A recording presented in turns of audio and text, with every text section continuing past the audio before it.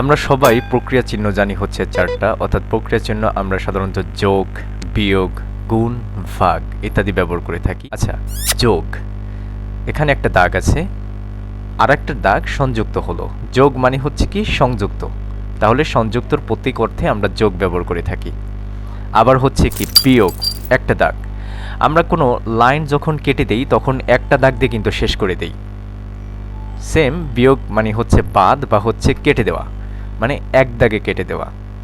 আবার যখন আমরা গুণ ব্যবহার করি, গুণ মানে হচ্ছে ক্রস, মানে কি আড়াআড়ি, অর্থাৎ আমরা দুইটা ভগ্নাংশকে যখন মাল্টিপ্লিকেশন করব অর্থাৎ গুণ করব তখন কি একটা লব আর একটার হরের সাথে কাটাকাটি করে, ঠিক আছে, আর একটার হর আর একটা লবের সাথে কাটাকাটি করে, এভাবেই একটা ক্রস হাইব্রিডাইজেশন সিস্টেম হয়।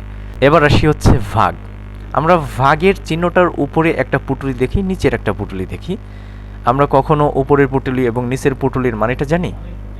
আচ্ছা, উপরের পুটুলিটা হচ্ছে লব আর নিচের পুটুলিটা হচ্ছে হর, আর এই যে মাঝখানে যে একটা লাইন এটা হচ্ছে ডিভাইডিং লাইন, এটাই ভাগ। Thank you so much.